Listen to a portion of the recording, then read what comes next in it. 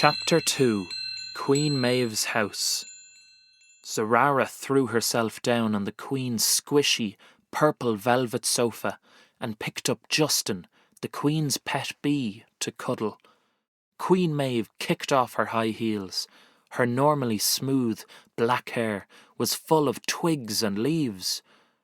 "I will make you up a lavender nest, but first I have to make a batch of dust." Zarara watched sleepily as Queen Maeve selected the herbs that hung above her stove drying. She took down jars and bottles that were stacked neatly on shelves. She used the gold key that hung around her neck to open a secret hatch in the floor. Zarara remembered when King Dagda had made the hidden safe after some annoying pixies got hold of the dust at a Christmas party and tried to fly, knocking over his recycling projects. Queen Maeve took out 3 things. 1. The large ancient hazel leaf with the magic recipe written in gold. 2. The bottle of rose quartz glitter. 3. And the rarest ingredient of all, the bottle of princess's tears. She arranged the ingredients on the round table in the centre of the kitchen. She got out her measuring shells. Zarara watched as the Queen started measuring, mixing, pouring and spooning the ingredients carefully into a large, half-walnut shell bowl. 10 types of dried wild herbs. Check, check, check, check, check, check, check, check, check, check. 1 finely ground baby tooth. Check. 1 pinch of mother of pearl. Check. A piece of crushed wren's eggshell. Check. A handful of crushed rose quartz glitter. Check. A drop of morning dew. Check. A princess's tear. Zarara was daydreaming that Queen Maeve might bring her rose quartz collecting someday. Queen Maeve was the only fairy who knew the secret location.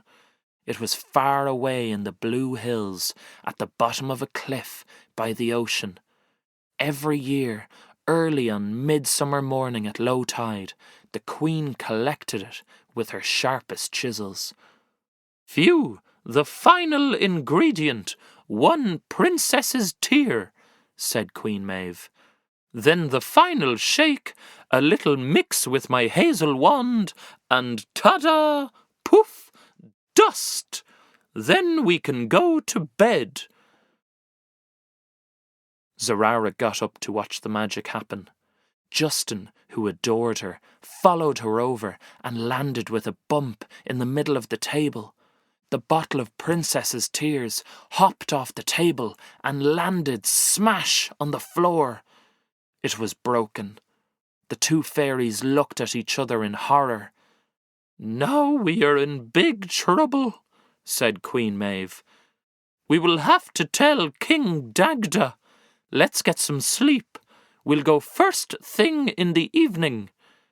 They went up the spiral stairs to the sewing room. Zarara stared at the drawings pinned to the walls. "Maybe when I grow up, I could be the fairy doctor," she thought. "Then Queen Maeve would have more time for her fairy fashions." "Can I sleep in the lookout room?" Zarara said. She loved spying on the village. "Oh, all right." Queen Maeve pulled out the wren's nest she kept in a hollow branch. She shook up the lavender-filled duvet and covered Zarara and Justin with a nice soft goose feather. She sprinkled the cosy nest with lavender oil. "I will bring you to King Dagda's house this evening. You can catch up with your tooth collecting and then have a rest in his king-size bed." Queen Maeve gave them both a kiss on the forehead, blew out the light and went down the stairs to her bedroom. "Nighty-night."